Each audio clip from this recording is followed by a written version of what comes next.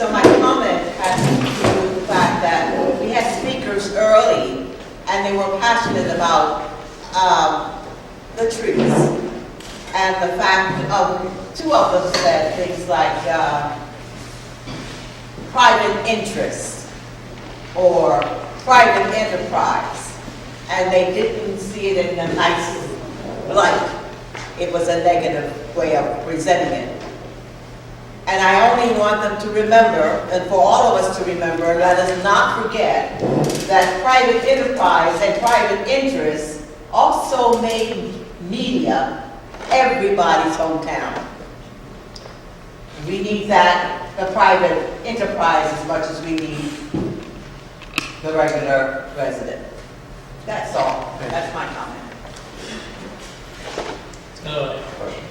Or really it's more of an education. Could you go over the containment of stormwater on individual properties? Because I mean, a lot of times residents say, you know, the stormwater issue, and I try to explain to them that it's not 1950 anymore where you put your rain gutter out on your neighbor's property or down on the street. That it's a completely different animal. At a high level, because well, I'm going to give you the high level. But then I'm a dumb architect. I've been doing civil engineering 40 years. I'm going to defer to my expert in civil engineering. I was going to hope that was the case. But you know, the concept of stormwater today is you have to leave. And by the way, it's not a perfect world, but you have to leave the site with less impact to adjacent sites after you develop it before you develop it. There's a concept called pre-development and post-development. So I can't just take what's happening today and remain neutral. I have to improve. And Mr. Mattson ultimately will be the one from the borough doing very sophisticated calculations and drawings and pieces of how we do groundwater recharge. I will let Mr. Pound, who's incredibly qualified at this topic, discuss it in more detail. Thank you.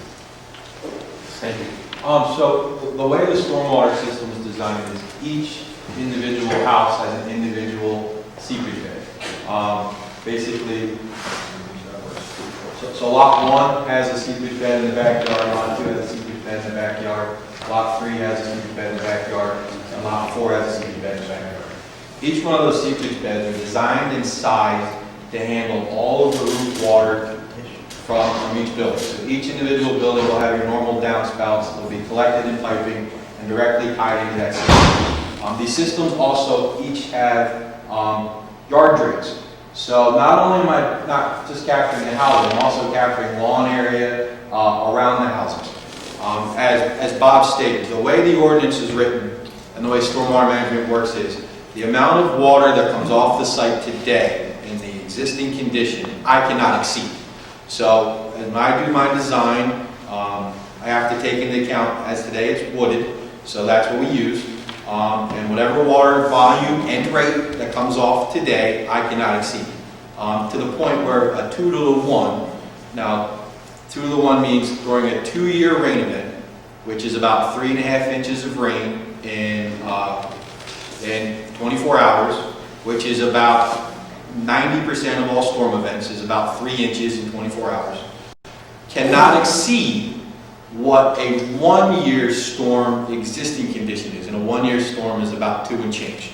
So 90% of your storms that you get, even probably including the one today, that rarely ever exceed 3 inches in 24 hours, I am reducing that automatically down to what the 1-year storm would be during a rain event, looking at it as the woods. So the idea being, each one of these houses is basically capturing the backyards, the side yards, the houses themselves, capturing it and infiltrating it into the ground. We do understand that there was concerns about the retaining wall. So that's why all of these stormwater beds are as far away from the retaining wall as we can get them. Knowing that that is a concern, well, one, I can't put anything near there because there's the aqua line and 2 of the retaining wall. So each individual house and homeowner will have their own stormwater management system that they will maintain on their own property. And the curb.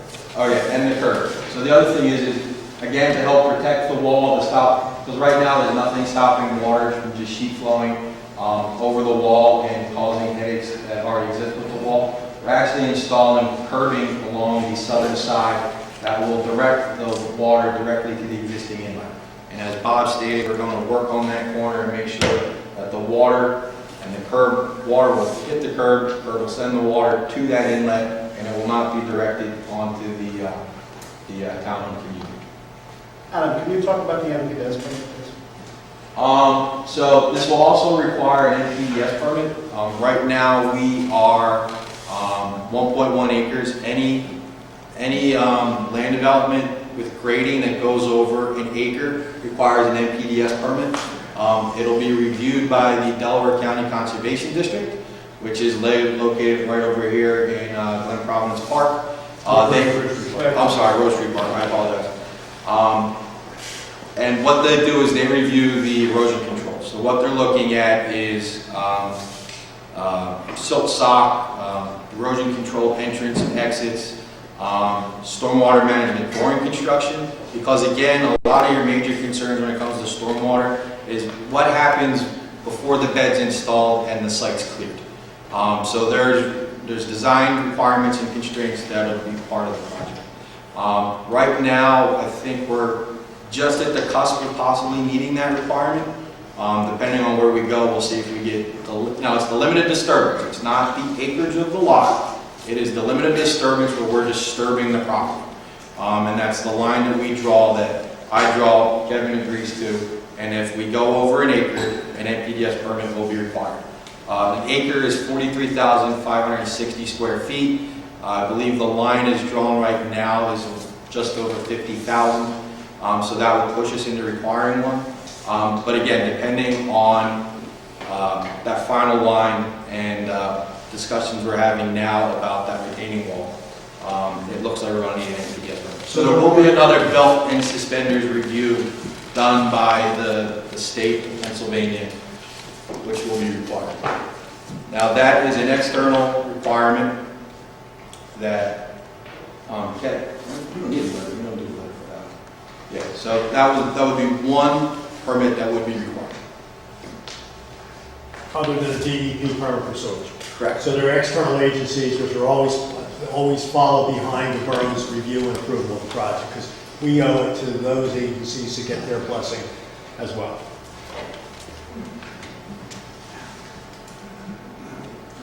Any other questions or comments from council? I have a question to the borough staff. I think the solicitor would be the best person, but Kevin, you might too.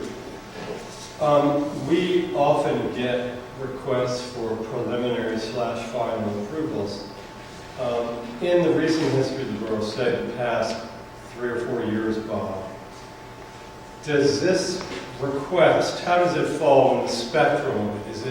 Is it something that you see as more something that we have routinely done in the past, or is it something about this project that would make it unusual for having to grant this particular waiver? It is not uncommon here or in other municipalities for an applicant to request a combined preliminary and final.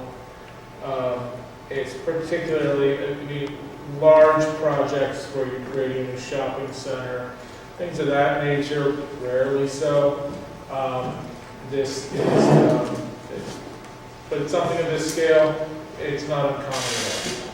My understanding of that, the reason the borough does that, Bob, is that in Pennsylvania, the preliminary plan is 90% of the approval, and the final plan is a sort of touching up around the edges. Yeah. But the principal issues are addressed in the preliminary plan. That's correct, and you can't add anything, any conditions to a final plan that you did not include in your preliminary plan approval. So you're absolutely right, you're locked in at that stage what it is that you want to impose on it. You need to establish it as an honorary stage. And Councilman Williams, that's why I took the time to go through the 3 remaining comments, because if I cannot, to your satisfaction, show you I acknowledged them and addressed them, and actually one comment isn't even on the review letter, we're trying to do the right thing with the stormwater. This is not my stormwater. I just want you to be comfortable that we are not, it's a very short review letter, and we have touched every single point in that review letter, other than external agencies, with my comments and my statements. So. Yeah, I understand the way it works, whether whether you give them a combined preliminary final or separate it out, at the end of the day, there's going to be conditions, and the mechanism is, the borough doesn't sign the plans until they comply with all the conditions. So even after the approval, they can't proceed until the plans have been signed by the engineer and the council president. And that doesn't happen until the engineer has kind of confirmed that all the conditions have been addressed. And as I understand it, I think I do from the presentation of the consultant, the applicant has made a movement since the planning commission meeting where they're willing now to either replace or pay anew all the trees on the site, whereas that was a discussion at the planning commission meeting that they have now are willing to make a condition, a new condition. Am I understanding that properly? Yes. Thank you. Because we were a little bit concerned about the obligation to replace trees that were either already dead or decayed. I understand. I just want to make sure you. So we've agreed, because time is money for this particular project. I also heard that you were willing to add a voluntary, though, I suppose if we wanted to make a condition, I suppose we could, improvement to the 6th Street stormwater area. Those are the two new things I heard, I believe. You were agnostic as to whether or not the tree replacements would be a check written by you, or whether something you would physically do in cooperation. Okay, thank you. I just wanted to make sure I understood what was. That's at your discretion, those two options. I'd like to ask others of our opinion. Yeah, I mean, but continue this conversation. I mean, did you have something? No, that was it. Okay. Did you have something? That's something related to for the Kevin's. Hey, Kevin, as between those two options under the ordinance, one, planting, replacement trees planted at defined spots versus fee in lieu. Do you have a recommendation as to which you think is preferable? Again, just in my opinion, I think we have typically seen financial contributions in fee in lieu. It's just been the practice. In this case, since the applicant is offering to invoke that section of code, and we do have select areas around town where trees have been taken down for a number of different circumstances but not reinstalled. I certainly could work with the applicant to prepare a map of areas that can really benefit from the additional trees. So again, all along the board, Pike Boulder, actually all throughout town, there are areas where trees have been taken down from sidewalks. There's a number of circumstances why. But if the applicant wants to have them actually physically reinstall them, I just think it would make our administratively for our public works crew or for whomever, we wouldn't have to go out and hire a separate contractor. So again, my preference would be if we can actually get the trees back into the ground, I would see it as a win. We might need some help watering them. We might need some watering help. We don't have a water truck. I mean, if the borough could help us water them, that'd be great. That would be an issue. It would be, again, after it's installed, they still need care. So once trees are in the ground, you don't just walk away from them unless they still need a little bit of care. And then administratively, they'd have to work with them to find out, are they under the provisions of the improvement security agreement, the developers agreement, what happens if they're not healthy? These are legal things that sort of didn't work out. Okay. You have a comment or a question? So I first, before I say what I want to say, is I want to acknowledge that I appreciate everybody's. Terry, if you wouldn't mind just sitting down while I talk. My hand's up to comment about something. This is council. I'm not interfering. You're So Terry's not here. This is council. We'll all have a chance to address So this. what I would like to say is that I just want to say what I want to say. I wasn't interrupting you. But you were just. So what I was saying was I appreciate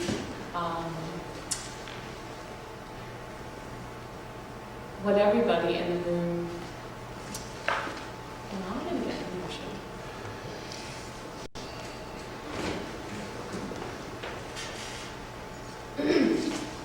Maybe while you're recovering, I'll have just a couple of general comments, and then I will share with my colleagues my observations from the Planning Commission meeting 2 nights ago.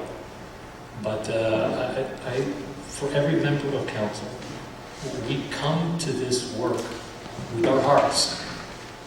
I know that there are others here who are encouraging us to think about this with our hearts. I assure you that every time we meet, we come with our hearts for what is best for the community. That's what we do. That's why we do it.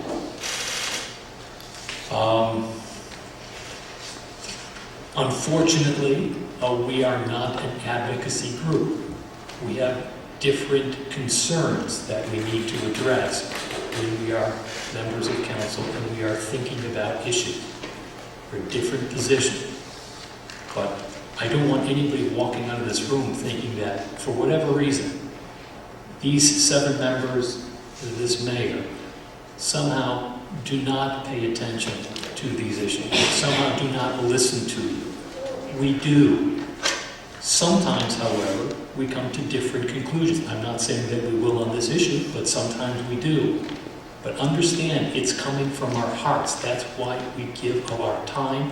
We give of our, at the sacrifice sometimes of our own domestic bliss. We are here addressing these issues, listening to people, trying to do our best. I don't know. Okay. There we go. Okay.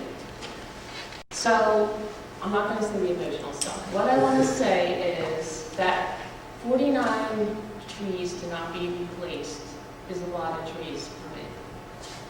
And I think it only makes sense in this environment responsible to replace what we move. If we need to cut down an entire woodland of old growth, then I think we should be able to replace it. And if not, we need to be creative with the lot that we are referring to. If we continue to make exceptions, like we're talking about, if you're talking about looking at 49 trees and looking at spots in the borough, we could come up with all kinds of spots where 49 trees could be put. And that's aside from the fact those 49 trees plus could be put, throughout the borough. But my question is, if we can't replace these 49 trees, how can we get creative? Does it need to be 3 homes instead of 4? Do the 4 homes need to be smaller? I'm concerned about these 49 trees not being replaced. And I really do appreciate the developer being really flexible and going back and forth on, what he's hearing from residents, from the borough. I don't want to dishonor that, but I personally am concerned about 49 trees not being replaced, and how can we be creative in order to fit them in? I find it difficult to think that we couldn't fit more trees in. I'm not opposed to putting trees close to houses and making more density plantings around homes. I don't think that everybody wants, just a lawn. So I'm just putting that out there. If I could, it's actually 36 trees, not 49. Sorry. Well, we are planning 49 on the site. We have 36 I can't fit. Now, if you can tell Aqua to take out its water main, or if you could tell me the retaining wall was in good condition below me, I had an opportunity, an unbelievable opportunity, at less expense to me, to plant trees all along that southern property line. But I have no plant zone, so no fly zone. I can't plant along that line because of the retaining wall, and I want to be able to give these neighbors the opportunity to do a slope easement to reduce their costs. I can't buy their wall. But aren't there trees on that easement already? And I'm cutting those down because I have to get those out of there so they can do the slope of the retaining wall. And I'm taking the trees that shouldn't be there. And I'm also of those 39. Bear with me for 1 second. Are they 30? What did I just say? 33. Thank you. 20 of those trees on the site are not in good condition. I'm still accepting responsibility for those trees. So I think we're really going beyond the possibilities. I'm really trying, Amy, to recognize even the ones that are not pristine. I'm willing to step up and No, he's willing to step up and reach into his pocket and pay for trees that weren't gonna make it on the site anyway. So that's all I can do. I do not have a full unlimited ability to plan on the site because of some of the site constraints. And that's what the ordinance gives you as a council the ability to see and to work with me to find somewhere else we can create equal value for the borough. May I comment on that, Mr. Lynn? Yes, sir. Your site plan is on the wall displayed there. Yes.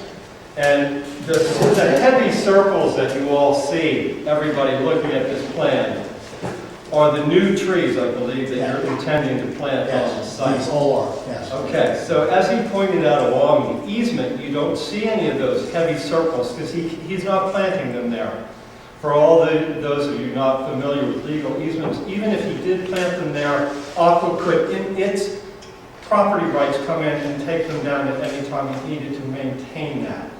Now, let's look at the backyards, though, particularly the 2 units there. Those are backyards, everybody. They could literally fill those things with trees and meet the standards of the ordinance. Correct. Does the ordinance require property owners to maintain the trees for any period of time? No. 18 months. 18 months. Okay. Well, And then, in my opinion, it would be far better for the borough to take either the trees or the money and provide them to the entirety of the public and let the borough public works crew take care of them because they'll last a lot longer than the whims of those property owners that find their backyards filled with small trees that they don't want because they want a lacrosse thing or whatever, you know? That's just the way. So, and it seems to me the trees you're trying to save most particular are between the 2 units at base Centennial. Is that correct? That is absolutely correct. There's some value in those trees. The arborist established some value in those trees. There are also trees that will stay along Centennial in this area because it's such a steep slope. We're not going to get into steep slope, so some of the buffering on Centennial will remain as well.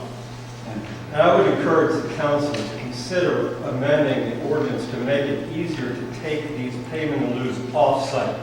Because quite frankly, and you're not a landscape architect, it would be ridiculous to ask a landscape architect to locate 36 more full-size trees on this site and pretend that they would have suburban lots that anybody is used to. Okay? The ordinance doesn't make much sense to me as it's written now. And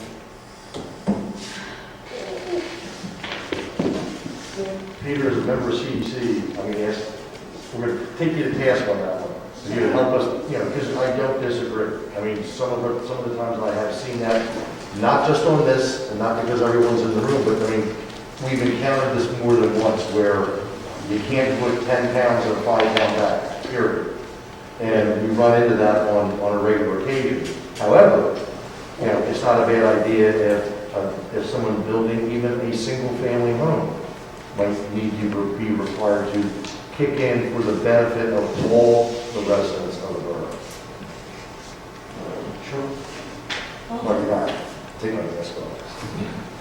Allow me to review my observations of what happened in front of the Planning Commission 2 nights ago. The Planning Commission is an advisory body, and they make recommendations about certain matters that we often give great weight. Sometimes we agree fully, sometimes we don't agree fully with what they recommend. But they're an important part of the process by which we come to tonight. We're all familiar with this plan. It's 4 single-family homes that are proposed on private property that is well wooded and which currently stands a single-family home that is in poor shape. This is a by-right plan, and no zoning relief is needed. There are 7 requested waivers. One of those is a request that we combine preliminary and final review. The Planning Commission voted 7-0 to approve the preliminary plan. They were not unanimous in their vote as to two of the requested waivers. Although there's a question as to one of them truly is a waiver. The 5 for which there was unanimity of approval were fairly common for what we see day to day on Borough Council. One, there's a request that the plan show features within 10 feet of the property lines as opposed to 100 feet of the property line. Another is that the dimensions of the private roadway be reduced from 24 feet wide with a 50-foot right-of-way to 20 feet and a 40-foot right-of-way. And their thought was that this is not going to be a well-traveled road. There'll be a few cars that travel it daily.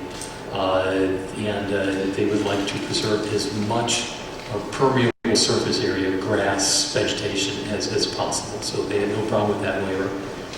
They had no problem with a waiver for driveway turnarounds. And I apologize, gentlemen, was it for 2 units or 3 units? Two units will not have a driveway turnaround. Those are being indicated with the laser light for the same reason. It is not a well-traveled road. There isn't the concern that onrushing traffic that will tangle with cars exiting rear first into the roadway. The Planning Commission thought it was a worthwhile goal to preserve as much green space, permeable surface as possible. Another waiver request was for curbing on the south side of the private road, yes, on the north side, no. Again, the planners did not have a problem with that. And also sidewalks on the south side, no. On the north side, yes. I'm giving the Cliff's Notes version, but that's essentially what it was. So for all of those, the planner said we're fine with recommending that we grant those waivers. There were 2 over which there was not unanimity. One was the requested waiver of final approval. In other words, combined preliminary final approval is what the developer and its representatives are seeking tonight. The vote there was 5-2 against granting that waiver. And then there also was not unanimity about the replacement trees. The planners ultimately did not take a position on that issue. They wanted to reserve that for later discussion. My thoughts are these. I agree with the unanimous recommendation of the Planning Commission that the preliminary approval be given and that waivers, those first 5 waivers, be granted. However, I agree with the minority that the requested waiver of the final plan be granted.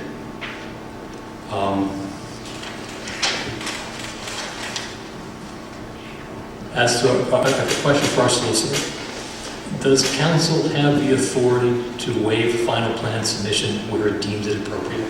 Yeah. Question for the engineer with reference to your May 28th, 2021 review letter.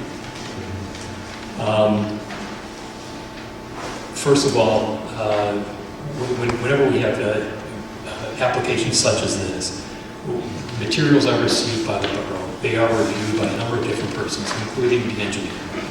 And as he reviews it, he will highlight certain things that he thinks need to be addressed by the applicant.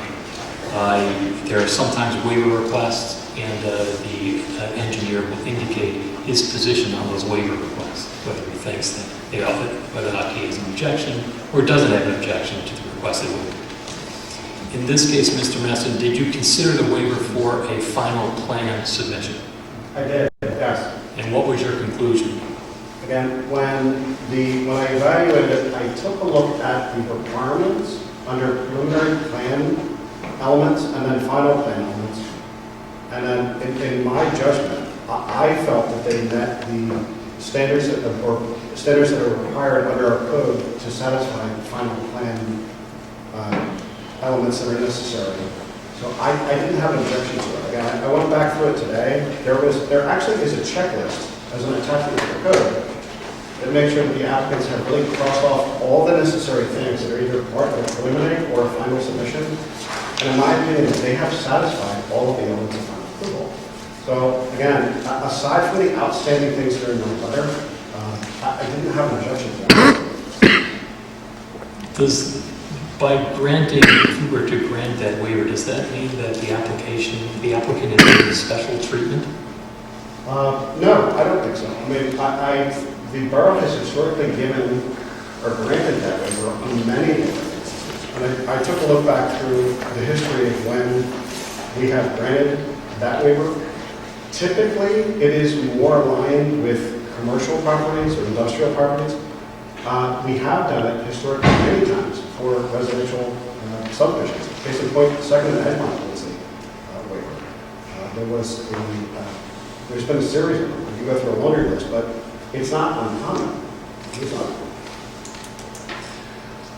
Also, just to add to that, typically the preliminary process and then the final process, they take place over a period of time. In this case, this application has seen so much of our collective attention that I really think that we have vetted this out. I think there has been a lot of consideration.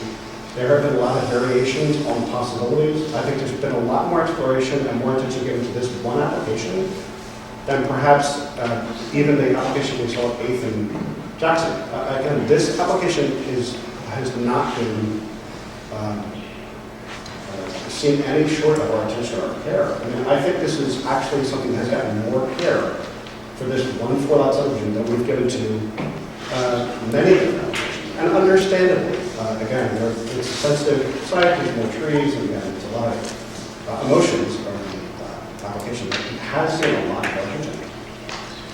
So as to the replacement trees issue, the Planning Commission did not take a position on replacement, the replacement trees. My impression was that there was some concern, they had some concern over the number of trees to be removed and trees to be replaced. Kevin, as I recall, you made effort to try to nail down what those numbers were. Mm-hmm. Yeah. What is the number that you think is appropriate given this plan in terms of replacement trees? Again, what we did hear testimony from the arborist, and I found his background, his qualifications to be credible. Some of what he proposed in his reports, I didn't find every stitch of what he was saying to be. I didn't find the dismissal of 20 trees in the site and I'll call it failure to replace them or provide compensation. I didn't find that to be a valid argument. At the Planning Commission the other night, I said, how many of them are completely dead? In the form of that they're either a hazard of falling down on somebody or that they're they're not able to reproduce anymore. They're dead. You know, they're not considered two. So in that vein, again, what is on the plan tonight, the plan of record is 85 replacement trees are required. The applicant, to my knowledge, is proposing 49 trees back on the site today. The balance of that would be 36 trees. So 36 trees would be either prepared in fee and lieu or in replacement elsewhere in town. And do I understand you correctly that if put to the task, your preference would be for the replacement trees as opposed to a fee and lieu? In my opinion, yes, I think it'd be great. The other one is, in addition to those 49 replacements, there are still 3 additional street trees that are also required in the code. So there are a series of classes of trees, again, in a number of different forms, but there will be a total of 53 trees replaced.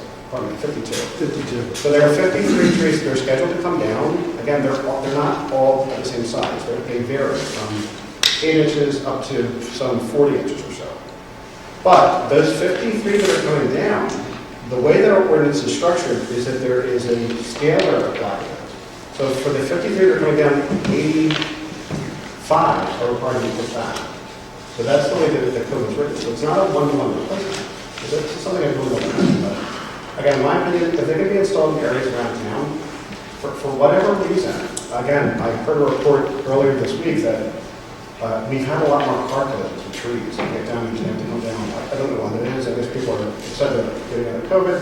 But there are areas in town right now where if you walk around, you walk your dog, you'll see tree wells with no trees in them. Again, they're just, unless there's some other reason, there's trees in the back. I think it would be an infant borough to have them replaced. So the number is 36. Okay. So 2 weeks from now, my intention is to make a motion that we approve preliminary development plan for 115 West 6th Street, granting the waivers requested, including preliminary final and the replacement trees, conditioned on the satisfaction of the comments of the engineer's May 28, 2021 review letter, and the placement of 36 trees at locations to be determined by the borough, around the borough. Mr. President, I'll second that motion to Any further comment or question from members of council?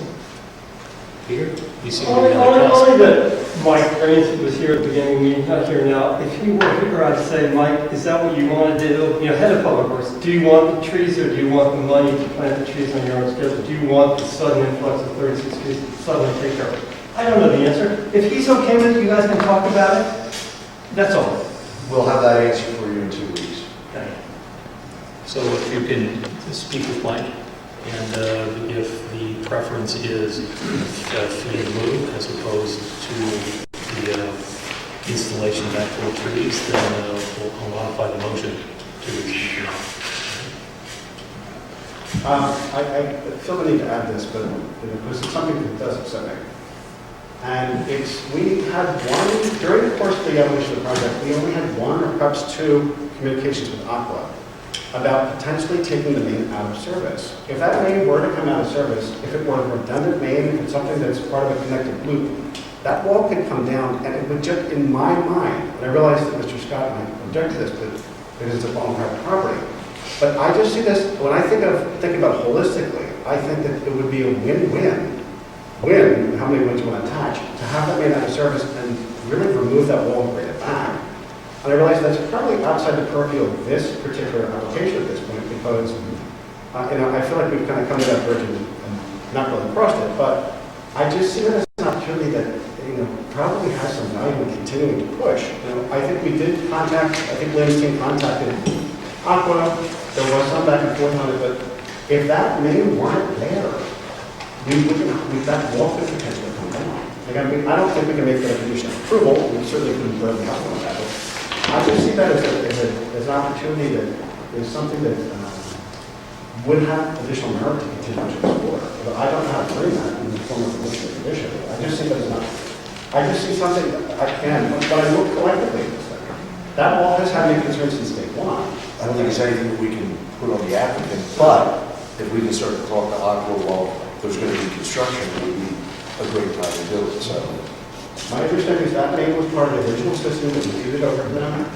And again, without getting too much into the inside baseball topic, I believe it's a redundant main. So again, it's something that I think is worthwhile to continue to explore. I'm glad we can, I still love it. Lisa, do you have a question or comment? Please. Yes, ma'am. Can you comment on the suggestions that were made today, either just putting 2 houses on or 3 houses on certain property instead of 4 that are kind of... Well, we started with 6 houses, we backed off to 4, and 4 are so clean, and again, I look at the lot sizes, they say there's 6,600 square foot requirements, we run from 8,800 square foot to 12,000 square foot. This is not an overly densified project. And by the way, in your motion, it's not in the engineer's review letter. We've also agreed to help with the stormwater at the end of 6th Street. I'm just mentioning that's in addition to compliance with his letter.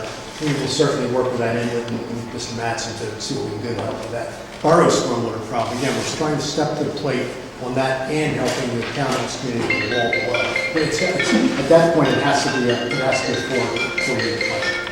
I'm sorry. It needs to be a 4-unit plan. It has been since December. I mean, it hasn't changed until it went to a 10-unit plan in February, March, and April, and back to 4-unit. I realize, I just, there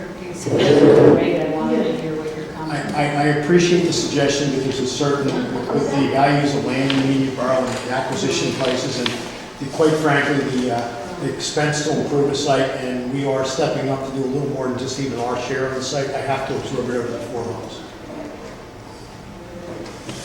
The other comment I have is around the retaining wall. It's abominable. I'm shocked or stunned that it looks the way it looks. It can't be serving any useful purpose. But it That doesn't has seem, nothing to do with this application. but, Go ahead. thank you. Right, it's already failed. The retaining wall's already failed, but if it gets worse, who's gonna deal with it? Like if something happens, I don't know what. Homeowners Association. We don't own the land, the applicant doesn't own the land, the HOA owns the land. It'll be I a understand. private dispute between the homeowners association and the purchasers of these properties or the developers, depending on what. That's easy to say, but the money is astronomical. I mean, we can't ignore it. The borough approved this retaining wall. Lisa, I will be happy to sit down with you with a cup of coffee sometime and have a long conversation. You've been led down in the correct road. So this is not the place or the time to be discussing a retaining wall on somebody else's private property with regards to a HOA. But I'll be glad to sit down. I wasn't even around when they first did the retaining wall, but it's been history for the last 30 years. So, HOA, it was recommended to the HOA 30 years ago. Let me finish, my turn. No, it's my turn. actually. 30 years ago. That's what I'm saying. So we really do, it's getting late. Mr. Scott, I don't know if you had any comment or response to Lisa's question. I mean, the retaining wall is not a borough facility. It was constructed, it is 40 years old, and things, when they age, they need to be replaced. It's just, there's not a borough role in that. So, I'm trying to understand. Yeah. If while this property is being developed, the retaining wall crashes down the hill or into somebody's house, or something horrible happens. What happens? You're saying that homeowners have to the homeowners association own and have responsibility for that retaining wall. It's on their property, it's their obligation to maintain it. And if something goes wrong with it, they can claim that another party caused it, but I don't know that we will prove that. It's their responsibility. It's a private, it's like the roof on your house is your obligation to repair it when it leaks. This retaining wall is on private property. It is not, it is the private property owner's responsibility to maintain it, replace it, repair it. It doesn't seem right that this development is going to occur and a lot of activity is going to happen on that acre, and that retaining wall is in such horrible shape. If something occurs and the retaining wall falls to the ground and bad things happen, I can't believe we can imagine. Well, imagine a party wall in a Roanoke neighborhood. It's the owner who is occupying the built property who has the responsibility to maintain it. You can't stop somebody on the vacant lot next from developing because it might fall in. I mean, you have an obligation to maintain the property. It's it's on homeowner association property. It belongs to them.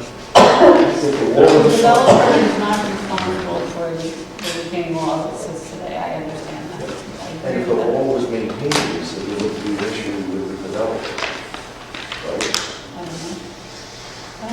I mean, the So it's a developer, brand new wall there, you still think it's a developer's responsibility? No, I'm if not. the developer is negligent and drives his vehicles over it, the developer's on the hook. You know, if they go in and they take some negligent action that causes it to fail, Right, And okay. it's an owner association plan. That's what I'm trying Come to. on, But- it's not, this is not, But if, what are you? So I like but that's- if it fails because it's old, if it fails because it's, So my only suggestion is put in the documents to say that if it all gets worse, and like we define how that would be measured, then the developer has to help correct it. If it gets worse as of what it is today, we're not responsible for it. Paul, let me answer this, okay? Under the MPC, you can't condition land development approvals on requiring the developers to pay for off-site things. You can only impose on them obligations on their own property. And in their testimony this evening, they discussed that they were going to put up a fence. Well, All right, so I think that's been addressed. Any other questions or comments? on your agenda, please. Maybe put it. Do we have anyone here who wishes to present on the, was it 100 North Providence Road application? Yes. All right, gentlemen. Be mindful that we are familiar with this project. Certificate of appropriateness process.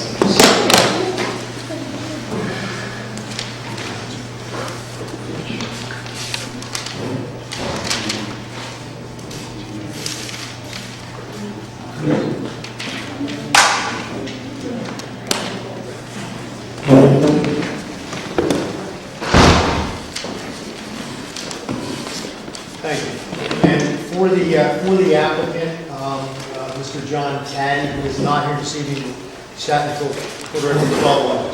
Tuesday night at planning commission. All of you, thank you, Mr. Hall, President Hall, for being one of the ones who sat there, as well as Mr. Mattson. This is really quick. This is, again, by the way, this is the 9th appearance in front of the borough on this project. I'm not going to go through and regurgitate them all like I did last time, but this started all the way back on October 6th of 2020. And this is the Lewis Holman farm home, which is pre-1839. Because it sits on a parcel of land that is one of the 3 historic districts within the borough, it needs special consideration. It's not one of the individual 51 properties listed in the zoning code, or the 201 listed in the 1990 Delaware County Planning Commission assessment, but it is one of the 3 historic districts. So we had to go in front of the Historical Architectural Review Board, HARD, in order, the borough's board, in order to make sure we were treating the particular Lewis Holman farmhouse with the sensitivity desired. There are townhomes developed all along Holman Street to the rear. Mr. Zeller, who spoke earlier, lives in the townhome 257 Holman Street. These townhomes were built across here on Holman, and there are also original 40-year-old now townhomes built on Front Street. Across the street is the Providence Friends Meeting House, and so the Historical Architecture Review Board, and flip through a couple of quick slides. This is just a great shot. By the way, that's a great shot of the with the ball field in the background. This is a driveway. This is the farmhouse. This is 200 North Providence, a medical office building, predominantly half empty. This is a through driveway that's existed for half a century between Haldeman and the front, serving the Lewis farmhouse, and there is an easement between these 2 townhomes that gives these front parcels access to Haldeman Street. Next slide. I won't bore you, but this is me. I mean, I know it's late, but this is a chronology which we presented. And the neatest part to me was the village of Providence once existed immediately to the south of the Haldeman Lewis farmhouse, and it had a tailor shop, it had a saddle maker, it had a tinsmith, and this is the original village of Media Borough before we had a main street, and the Mitchell House, which is there. The stone portion, which is still left, which is later than the log portion, is in the 1750s. It's such a neat piece of history. We lost the village sometime in the late 1800s, but the home is 1839. The developer, I only took on the project because he was going to save it and restore it, which is kind of a neat application. Its last iteration was as an apartment, it has a fire escape in the back. It has had no maintenance in 30 years, but it's got good bones. So the Historical Architectural Review Board recommended that we be granted what's called a certificate of appropriateness. in order to work on the parcel and property. Borough Council authorized that certificate of appropriateness at the workshop in March and granted it March 18th in the legislative session. So after that particular session, we once again appeared with this, let's look for a couple more pictures. Oh, this is my favorite shot. This one's what happens when you don't hire an architect to do an addition on. Aren't they great shutters? I love those shutters. But it's really a neat house. This is post the original. This is going to come down. It's a 1905 spring house. We're going to take the stones out of it and create a monument to the Holden Lewis farmhouse. And incidentally, he was the first president of the Media Borough Council, Mr. Holden, in 1851, a few years before Brian. And he served as president. He also did the first bank in media, and he became part of the PNC Bank, the 1900 Bank in the Corner. Really interesting guy as part of the beginning of the history of the borough. So just a couple more shots, just to give you a flavor. So what we are doing is we are proposing the development of a total of 6 new homes. 2 are singles, 4 are twins. A twin's always a misnomer, but twin means you've got 2 people sharing a party wall. So there's a twin north of the home, a single north of the home, a farmhouse being retained, restored, a twin south of the home, and a single south of the home. An individual driveway coming up Providence Road for the single. And by the way, we worked really hard in the spirit of the borough to not have garage door spacing forward. We are not obligated, but I heard the desire, so none of the garage door space forward. There is a driveway here, which currently exists, that will continue to serve the farmhouse and the twin to the south, and a driveway off of Holden through the easement that will serve the twin and a single residence immediately in this location. The driveways will not connect and link in that we do not like, nobody likes this, a lot of through traffic cutting through there right now. So they're separate driveways. And you heard Mr. Zeller comment earlier, one thing which probably was done without the context of this request, which we have no problem with, is make sure the little fence or barrier that this driveway and this driveway don't connect and somebody listens inside and continue to make it the throughway it's going to be fast. We have no problem with that at all. In fact, we have no problem with any of the requests of Mr. Zeller, and he has been incredibly forthcoming with his requests throughout the process. And he met with Mr. Sullivan and I, as well as his neighbors, to make sure we understood the request. There was originally some concern over certain parameters of the easement. I believe we are past that juncture. And everything which you can certainly put back in the record this evening, we will memorialize in the document. We have no issue with any of those particular requests. So this was reviewed by the Planning Commission again Tuesday evening. There was a unanimous recommendation to move this to a preliminary only land development review. And Mr. Mattson did issue an engineering review letter, which he certainly can go through the points. But we don't have any issues with any of the comments in the review letter. So when we come back at a future time for final on the project, we will certainly make sure any of the housekeeping in these items has been addressed. Did I miss anything in the summary, Adam and Tim? My recollection in the evening, and of course I know Brian and Kevin were there, so if they want to weigh in with any additional thoughts from that evening I've missed. So we're asking the Borough Council 2 weeks from this evening to, now that we've gone through the 9 hearings and the certificate of appropriateness has been granted, to recommend a preliminary land development approval for the project. Sure, my recollection. There was one waiver with regard to what the plan depicts. Survey rate. The survey rate. That's right. And the survey rate is, I think, under our ordinance, it's 100 feet, and I don't recall what the waiver was. That down to 10 feet? Yes. Okay. So that was a 7-0 or unanimous recommendation of the Planning Commission that we grant that waiver. Let's see.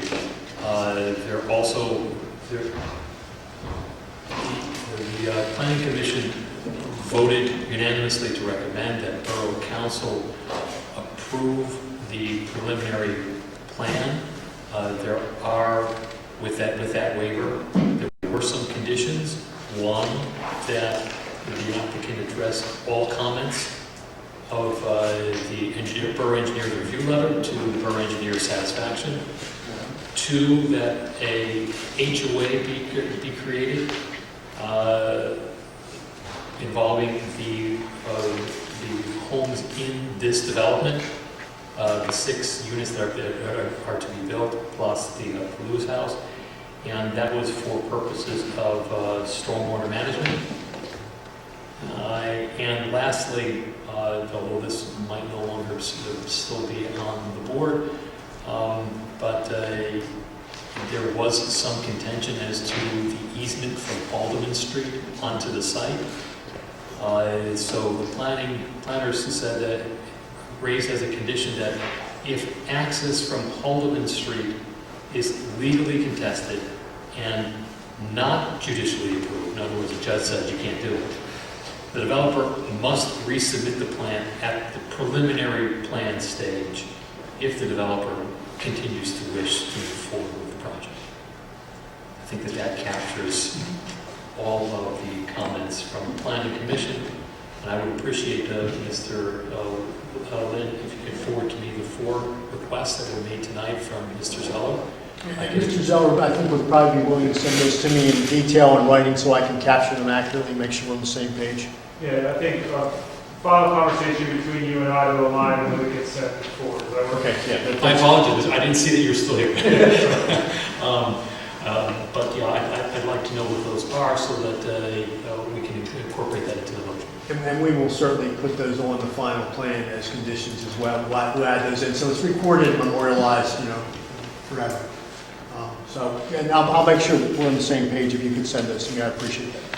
Any questions or comments from members of council? Peter? I just wondered, I think I remember this, but I might not. Did the certificate of appropriateness process, or the planning commission process, did you show them any elevations of what these buildings are going to look like? We did. Do you have those other slides here? We tried to work in an architectural vocabulary that was compatible and sympathetic towards that. Is it going to be an 1839 farm home? Of course not. But can we work with materials that are not Sears aluminum siding? Yes. This is the twin. You see the party wall? It's right there. Which one? Or are they both the same? They're both the same. Thank you. And again, we actually worked some front porches in. We had some input. These are not our renderings, or they'd be superior quality. But they are certainly a good idea of imaging plan. I think the single, and by the way, these colors for that one, the colors we were trying to pick, some colors that were muted and more historical and sensitive. And then finally, the single that's a facade that we encourage a little front porch on the front of it. It's, a narrower unit. It has a side entrance halfway down the side of the house. Again, all the garages are to the rear. So these need a little additional development, but I did promise the borough that I would give you at least a conceptual image to see that we were generally in character when we were trying to work within the historical district. And then the HOA agreement, you said it mentions stormwater. Is that it, or does it also include the shared driveways? It would include the shared driveways as well. Thank you. Okay, that was it. And not to belabor, one thing we thought was inequitable, and it's nothing we are obligated to do, but we volunteered to rewrite. Right now, these 4 homes are responsible solely for this piece of paving, and we volunteered to allow the additional 3 homes that be using it to participate in maintenance and, snow time, whatever was worked out. They're available. That's part of what Mr. Sullivan and the attorney for the other group, who's actually in Mr. Sullivan's building, will capture, as a document. So we were, again, trying to upgrade that document to, again, just like the last project, to try to do things that help the off-site situation. Any other comments or questions? Oh, I actually do have one other question for Mr. O'Leary. I'm serious. I noticed that you're asking for preliminary approval tonight, not preliminary/final. Well, because I don't think we had worked through the final pieces of the puzzle like we had in the last application to the same level. I think there were still unintended items. Again, I was able in the last one to go through the 3 remaining topics and go, will comply. And as a result of that, it's plus a 7 homes, about 4 counts for now. So I just think we need a little more work. We're still working with the homeowners in Haldeman. I wasn't sure we were 100% on the same page yet. This deserves one more pass. Thank you very much. You're welcome. All right then. Sorry. And last item on my agenda, here it is.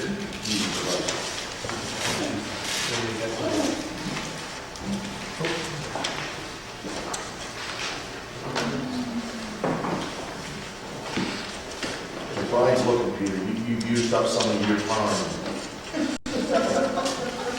So yeah, item number 4 is consider amendment to the amusement device ordinance, and we've talked about this a couple of times. We have an intriguing prospect for a new business on State Street. It includes I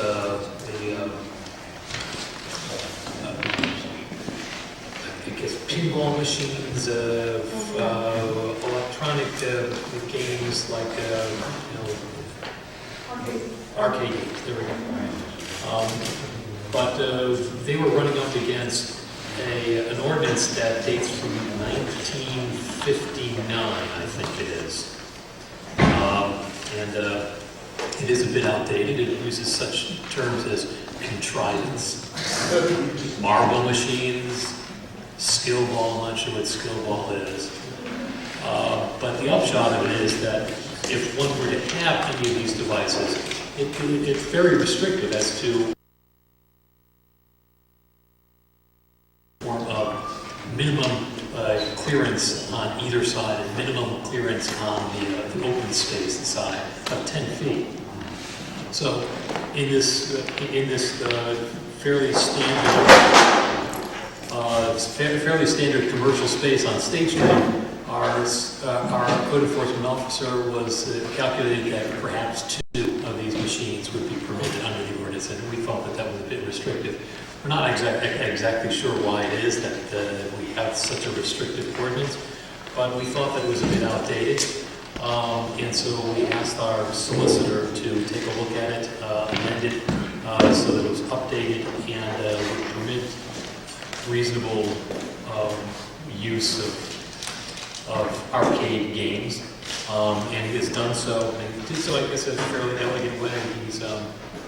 They're permitted, but the license is required for any establishment that has a liquor license. So the suggestion was made that perhaps these games plus alcohol was considered a bad mix back in the day. But times have changed and attitudes have changed. However, we're able to maintain the sense of that limitation while also being a little more flexible and allowing what I think all of us consider to be a reasonable use in arcade. I don't know if anybody has any questions about this, but otherwise I'll make a motion 2 weeks from tonight that we amend our ordinance as offered by our solicitor.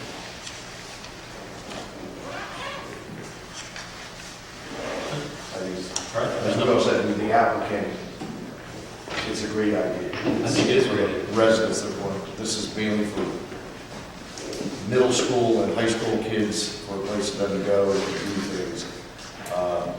One of the areas that we have some limitations on, so it's great. It's a different environment on State Street other than just restaurants. So I think it's going to be a big plus. Worth taking a shot. All right, I've got nothing else. So, is there any questions for me? We can move on to Kevin. Thank you, Mr. President. Just have a couple announcements from REC. I've been mentioning the media Youth Center summer camp, which will be running again this summer. Registration has been going well. They're taking up to 30 students or campers per week. The first week is June 21st. The last week will be August 9th, and each session runs for a week. On July 19th to the 24th, there will be no camp, because there's a basketball camp that week. Members of immediate borough residents get a break of $95 a week. Non-residents, it's $155. So you can go to the Media Youth Center website and find a week that accommodates you and register. I think going into first grade up to going into sixth grade are the limits. So those are the ages for summer camp. So Rec met on Tuesday night, and the top lot dedication is going to happen finally.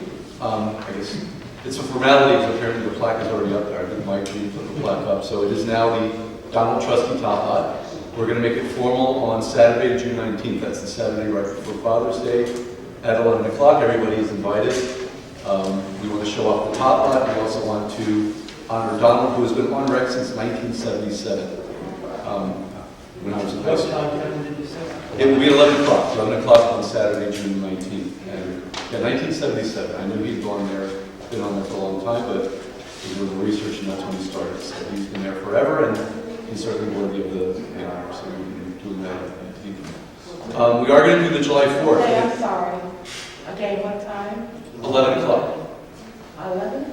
11 o'clock, yeah, in the morning. June 19th, Saturday. 11. Yeah, right over at the top. We are going to do July the 4th. We are going to scale things back a little bit. There'll be games.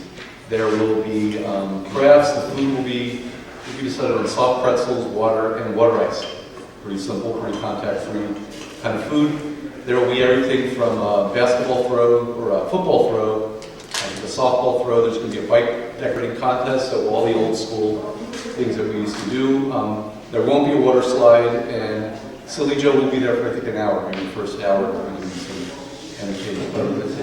What's that? Starting at 10, yes. It'll be 10 till noon, yes, like we usually do it. But it is on the 4th, which is on a Sunday, so keep that in mind. It's on the 4th? It is on the 4th. Sunday, July the 4th is when we're going to do it. 10 till noon. That's what the members decided, and why not? It's on the 4th, and why not do it on the 4th? Peanuts, friend? I don't know about that. They at one point had done a coin scramble, but that's a little dicey with contact, so I think maybe that was a stick issue. But definitely the dates and the bike contest, that was a big trip. Oh, and there'll be a craft. The kids can do a craft with it, and maybe a beach ball or something like that. So that's July 4th.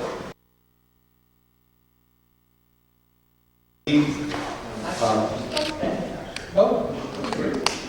There will be The Croods New Age. I think that was a movie that just came out. It's an animated movie. So that's the date that's firm, Saturday the 17th. There will be 2 other dates, one in August and one in September.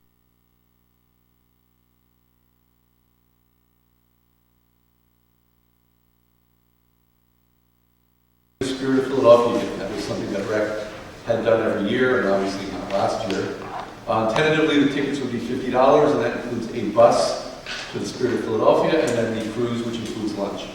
So it will be on September the 18th. I don't have specific hours yet, but we have a little time to decide that, but it's typically the way it runs. The bus leaves the borough in the morning, and the cruises in the afternoon, and then we're back by like dinner time, something like that. But I'll have more times once we decide on that. But again, that is Saturday, September the 18th would be the Spirit of Philadelphia cruise. And that is all I have to announce. That's my report. That's a lot. Yeah, thank you, Kevin. It's a refreshing change. Any questions for a member of council for Kevin? We'll move along into Peter. I'll be brief. We already talked about item number 2. It's simply the DCED grant that we have to do to get the federal stimulus money, or rescue plan money, excuse me. Item number 3, we all know about. That's the parking meter increase. It's just our solicitor made a minor error and didn't properly advertise it. So we have If I to. did not properly advertise, I didn't advertise it at all. Yeah, that's being, all right. My fault. So we'll have to vote on it to make it valid. And item number 1 is a minor change of contractor for coin box services. And I knew in the beginning of the meeting what it was, but now I've forgotten. Yes, so our parking meters, we have one of our employees who picks all the money up every day, and it goes about twice a week to our bank, BMT, puts the money in, using the coin machine there, to deposit the money there. BMT is no longer, they gave us about a week notice, but it took away the coin machine. And as you know, it's happening across banks, for the last many years, they're taking away the coin machine. So we looked into 2 different services. We are recommending NF Sting and Sons, which is actually the machine that BMT had, but we checked references with other places and municipalities and good references, so we would like to enter a contract with them so that they will literally give us these boxes. we will store it, and then they will come and, when he picks it up every day, we put it in the boxes that are secured, and then they will come and pick it up and deposit it into BMT funds. So I'll be following the staff's recommendation in 2 weeks that we. Oh, no, I'm sorry. You have to do it now? Yeah, so we're similar to our road, we're looking for a sense of counsel on that because we don't want to be storing lots of coin here. But we're depositing into the bank that got rid of the coin counting. Maybe we should find another bank. Just for that. It's hard to find. Yeah, we are actually talking about going out for banking services soon, and we'll be talking with finance committee. So what, because you need a sense of counsel now, but it just reminded me what the cost is. Oh, Do you have any idea? I imagine it would be a long volume of coin, but I don't know what it would be. Either that, or we all come to meetings and put quarters in. Put them in rolls. Oh, well, it's sitting there, yeah. I will, hold on for 1 second. Yeah, I forgot my time. I want to say it's like $175 to pick up. And so we were thinking, so $75 to pick up, so we're thinking that we're going to need, $75 for Queen did. I think we were talking, when I was talking with Jim, I think we were talking about 2 pickups per month, so every other week. So we're talking about like $150 a month. That's the raise, we're talking about very minor stuff, okay? Any problems? No, enjoy it. Yeah, we looked at brakes, for instance, and brakes, for instance, is more expensive. This is the more cost efficient and recommended, and good reference. So we need a sense of counsel on this. Those in favor indicate with your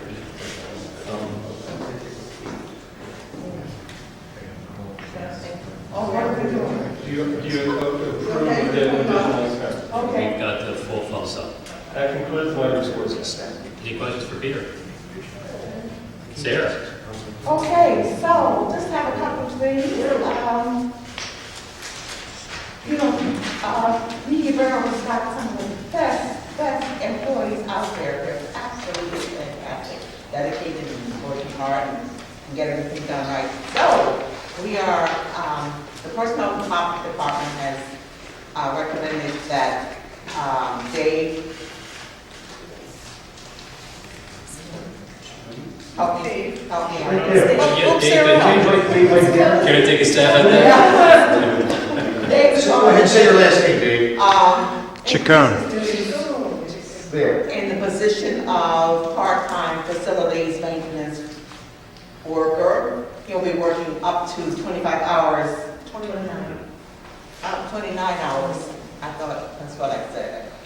Up to 29 hours a week at $15 an hour. And that's a recommendation from the personnel committee because we don't want to let Jim. Enough said. Okay. We don't need to go on this until next 2 weeks from now. That's right. And also, personnel considered the recommendation of the personnel committee to increase borough count pay by 50 cents an hour for new supervisory duties. That's all from the personnel part, but I've got a couple of things to mention. Do I need Don't you want to say who's legislative? Yeah, no, yeah. Come, Joseph.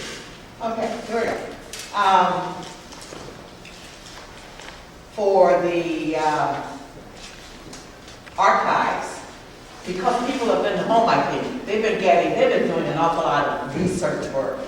They've been really busy. Adam and the crew has done a wonderful job, and I hopefully will get a chance to applaud them later in the year when we're doing more face-to-face. And the other thing that we've had by a little bitty accident, and an awful lot of people won't know that media had this national news. Bill Whitaker said media Delaware County each week once, but it was Media Fellowship House in Delaware County, PA, each week once. it doesn't take much before people realize it's the same. You mean, Media PA has got, yes indeed. So there was this national news that we had, I got at the advantage of. And the last thing has to do with the news also. So I go into my job on Tuesday, and we were doing things out on the parking lot or on the deck because we're pretty much closed, or we haven't. And I'm walking in, and I hear, I saw you on television, I saw you on television. And it had to do with the memorial program. Bob and Ziggy did an excellent job. Oh, Mayor, the mayor. And they did an excellent job putting together a program of remembrance, because that's what memorial service is about. And considering there was an awful lot of Bob said, it's improvisation, hey, it worked very well. And I've been to a few of them. As a matter of fact, I was surprised when I didn't see Brian, because he's usually there. But he had some family things to do, but he thought of it, right? I did while I was watching my daughter graduate on Facebook in 50-degree and cold, rainy weather. I certainly did. It's the first time in a long time that I missed it. And yeah. Congratulations to Mayor Bob, as well as all those involved. It's been a particularly difficult past year plus to hold these types of events that are so powerful and so meaningful to so many. But yet, despite difficult circumstances, nonetheless, you guys pulled it off. So a lot of credit to you guys. A lot of credit. Okay, I'm finished. All right, any questions for Sarah? All right, then, that concludes the reports portion of our agenda. We now have opportunity to accept public comment privilege of the floor. If there are any who care. Let me go first. Mr. Zello? I just want to thank you guys. My wife and I have lived here for 8 years. This is one of the first council I've ever been to, so I appreciate the process. I appreciate the planning committee hearing my objection as part of the easement on Tuesday night. And I think the one point I just want to make, right, I am a dominant owner, or a dominant estate of the easement, right? I don't own the easement, right? I'm not sitting on lot 116, which has the easement. So I think, Rob, we've been talking a lot about this easement, and I don't know if that particular lot is giving it its legal rights in this case, right? We're getting through some of the stuff. I just want to make that clear, right? That I can't say that they're doing that. Does that make sense? But I also have just wanted to make some of the conditions, right? Because it was unanimously approved, right? Which I'm guessing it's going to be unanimously approved when it goes to the next step too. I just want to make sure some of those conditions that we talked to were in there, and I appreciate you guys hearing my voice today. So thank you very much. Please make sure that you coordinate with Mr. Lynn. And my contact information is on the website. Okay. So you can CC me on any communication you have with him. Yeah, I need to get with my fellow neighbors a little bit, make sure they review the 4 items, and we'll get together a team and we'll coordinate back with them on the items to get to you. It won't be immediate tomorrow, but I think we're trying to get to you before the 17th. Okay, great. Okay. Thank you. Thank you for very much. bearing with us this evening. Mr. Dahl, could you spell your name? Jeremy Zeller, Zeller. Okay. Thank you so much. Good luck. I know you guys want to go home. I really want to go home too, but if you don't mind, we're going to leave it all out on the field. We're not impugning anybody's reputation or potentials or love of trees or their hearts. It is really hard to stand up to money and the way things have always been done, like the habit of the way it's been going on, even if that's not always up to the letter of the law. Bob Lynn was contending that the developer is prepared to adhere to the letter of the law of the tree replacement code, but the aqua easement is not incident to the land itself.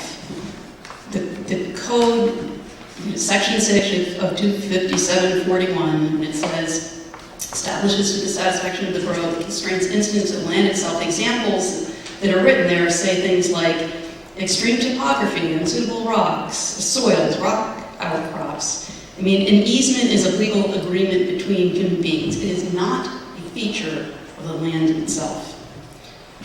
And I know that Peter wants to amend the tree replacement ordinance, but that hasn't happened yet. And I think in the meantime, you're obligated to follow it to the letter of the law. As to the concern about, well, what if they just stick trees in there that can't be maintained? There's another part of the tree replacement code that I don't think is often followed, section 11. It says all applicants shall include as part of preliminary and final plan submission where applicable a plan for the long-term management of any woodland area not subject to woodland disturbance and any area selected for introduction of replacement plantings in accordance with this section. Such plan shall include a statement of woodland management objectives and shall demonstrate to the satisfaction of the borough the feasibility of intended management practices, aiming to ensure the success of stated objectives, including the viability of introduced plantings, deterrence of invasive species, and means to minimize any future woodland disturbance. Kevin, have you seen a maintenance plan to that, that fits this criteria for the plan at 115 West 6th Street for the new plantings and the long-term maintenance of the existing trees that they're leaving up the field? There's a landscape plan, Robin, I'm trusting you've seen. Yep. There are provisions on the plan set for the tree protection, there's details for tree protection, and there's a language and notation about how the trees are being protected, so. Again, So it's a long-term management plan? In my opinion, it met the code, that's right. In addition to that, Robin, again, I don't know what to do. I believe that there's a second chapter of the code that talks about the improvement security agreement and the developers agreement. There's additional language in there that will be rolled into those agreements. There's an added layer of protections also there. Could you point that to me when you get a chance? So the lot sizes fit the zoning, but by their own admission, they can't fit the required number of replacement trees on the site. Why? Not because of the aqua easement, which is not incident to the land itself, but because there are too many houses. We proposed a compromise, fewer houses. That was raised by Amy and Lisa. It was rejected out of hand. Why? Because it's not profitable enough. That's your opinion. I think that's what they said. Like, it just wasn't, that wouldn't be worth it to them because of the land values. I don't know where your hearts are. I can't read that, but I mean, money ruled the day today. It apparently doesn't matter what political party you're with. In the end, profit is what mattered, at least in this instance, against the wishes of many members of the public. And to Sarah's point, you spoke very... Not to the members of this council. We do not consider that at all.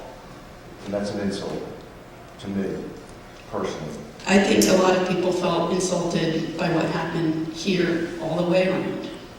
And that makes me really sad.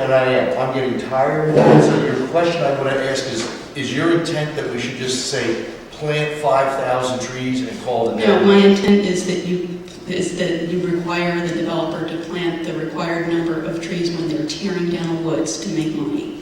To Sarah's point about private enterprise, of course private enterprise made media what it is, but so did attention to community interests and to public policy.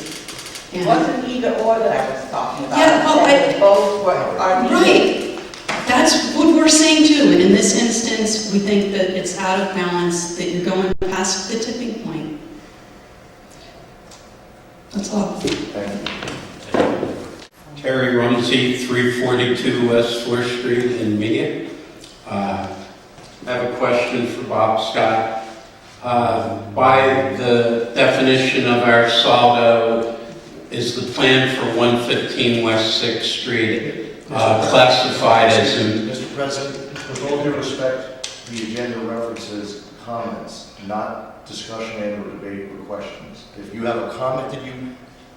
I was not allowed to speak well, during... you're not supposed to. Paul, are you going to let me speak? No. It's public comment. Okay. Public comment. Oh, get out of here, Terry. It's public comment. Brian, can I Public please comment, speak? not public question. I have questions. That's a part of dialogue.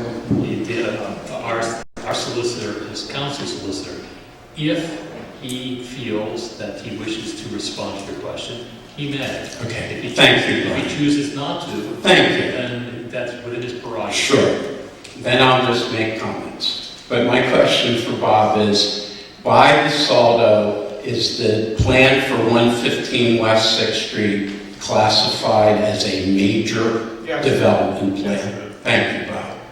And by DeSaldo, is it required by your own ordinance that major plans are required to go through preliminary? I'm going to read the thing, but go ahead. We had this discussion the other night, and I'm gonna have the same answer. You're right, the ordinance says you have a preliminary application and then you have a final. And later on, the ordinance says that that applicants have the right to request modifications or waivers from the ordinance. That's what they did. They requested a modification that they be released from the requirement to do it in 2 steps. And that's what happened. It is entirely legal for this council to decide in the affirmative or the negative on that request. You answered a question I didn't ask, but that's okay. Okay. I'm going to read from the ordinance, just so Lisa and Amy and Kevin and Sarah understand what the ordinance actually says.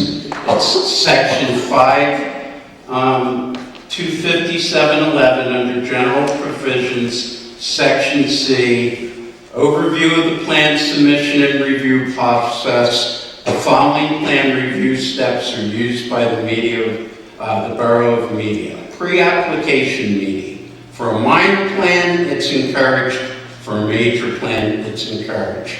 Site visit with borough representatives. For a minor, encouraged. For a major, encouraged. Sketch plan is optional for minor and major.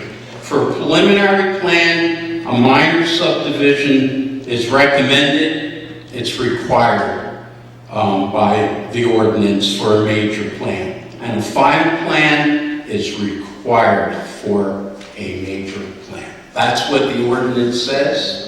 Bob, I know you're right. The Borough Council has a right to give a waiver to anything because you're in charge of the law. But what your ordinance says is it's a very detailed process. You go through preliminary and then you go through final. But there is no mention in this ordinance of preliminary or to final. It does not exist in your ordinance. It's a figment of your imagination.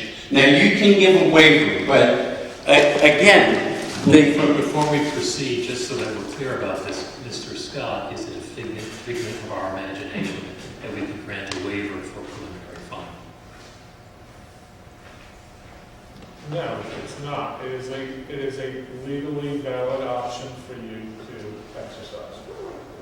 well, I'm going to question that actually, because the Pennsylvania Municipal Planning Code. Excuse me, Peter, I'd appreciate it if you would sit and listen to this. I heard everything you said, Terry. I just got my code. Okay, well, that seems to indicate that you're wanting to leave rather than listen. I think this is really important. You're going to be voting on this on the 17th, and I just want to say, your own ordinance is not being followed. So let's get to the waiver part, because there's nothing in the ordinance about preliminary to final. It just does not exist. It is required for a major plan to have to go through preliminary and go through final. And just to say one thing about what Bob said, and he's paid to represent his client and does a good job, but nobody here from Keep Media Green or the community or the neighbors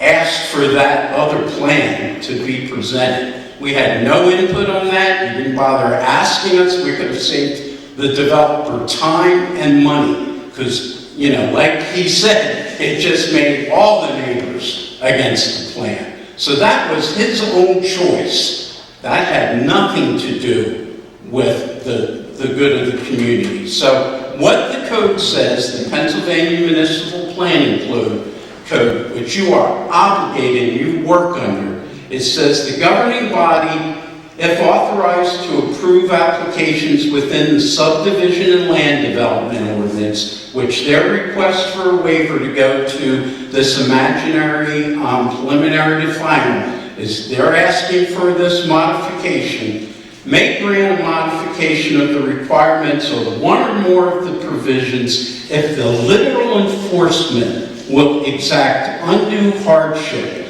because of peculiar conditions pertaining to the land in question, provided that such modification will not be contrary to the public interest and the purpose and intent of that ordinance is observed.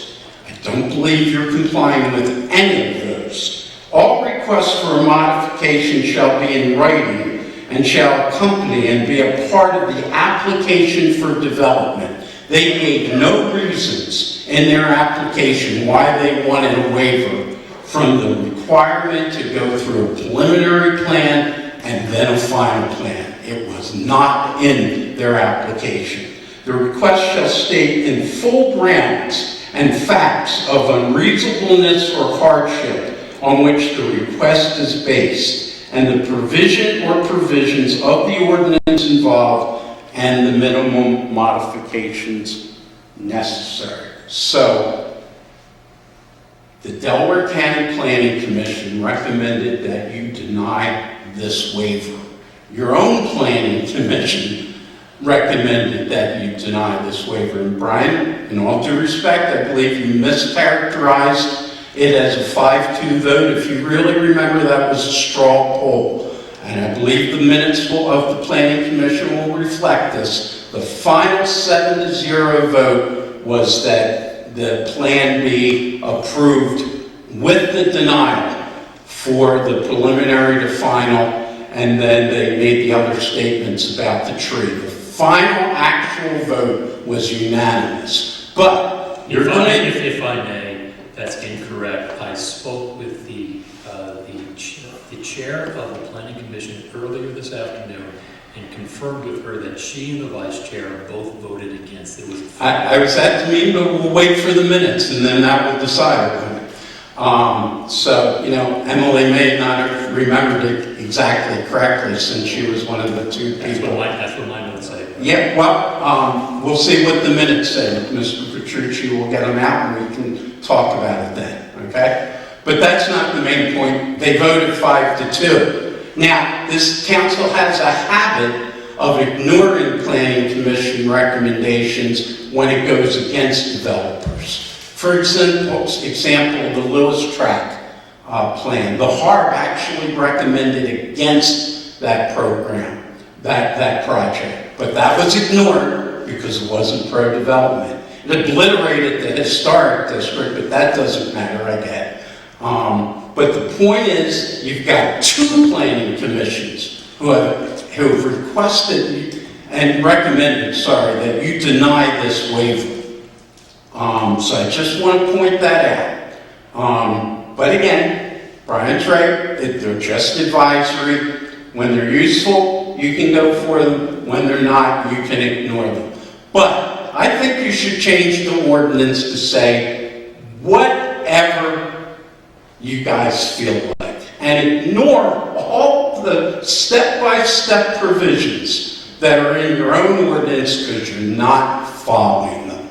And that's okay. You're the power, you're the 7 people we elected, but you're not following your own ordinance. I hope that Amy and Lisa recognize this, that what was said here about all this, we're not obligated to meet their financial needs because they want to move this project along. They don't even know if it's an acre of disturbance to get the conservation district permit. They can't even, these up here saying, doesn't have the permit from the DEP for the sewage shed. The tree issues are still outstanding. This is hardly like a perfect thing, but I noticed that in the agenda tonight, it was it was described as preliminary final already, before you even had the discussion.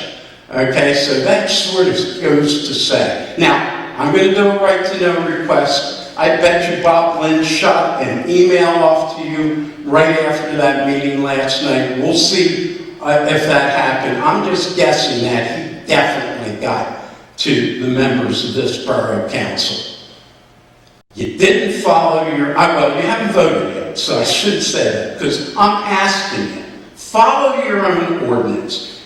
Make them go through the preliminary plan. If everything's in line, it should then go back to Delaware County Planning Commission. That's what your ordinance says. Mr. Rumsey, can we wrap this up? Brian, I will talk, and as long as I'm making new points, I think you have to let me talk. I think that you're repeating yourself. What's that? You're repeating yourself. About the Delaware, that it's required for the final plan to go to Delaware County Planning Commission. I did not say that before. Could you please? Okay, you don't want to hear it, but I'll say, I'll just end it. This is a government of, for, and by developers. That's what I'm into. Motion to adjourn. No. Michael Strong, 499 West Jefferson Street, apartment 507, Mediaborough, Pennsylvania. Something that I've recognized several meetings now. The First Amendment doesn't seem to be cared for by some of the individuals on this council. It's pissing me off, and it's pissing off a lot of people in this borough.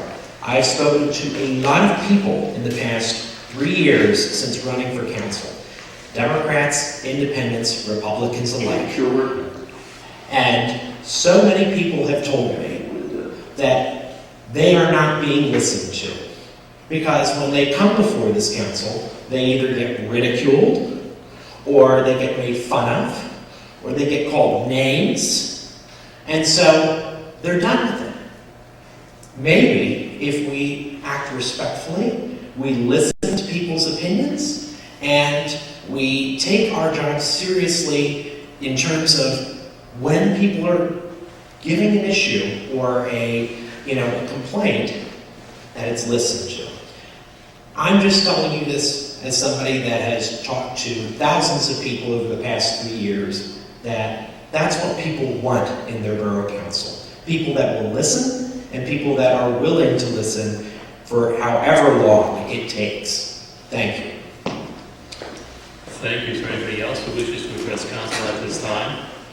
I will say in defense of my members that we have spent many, many hours listening to to many different folks about this issue. And I think that we all listen closely.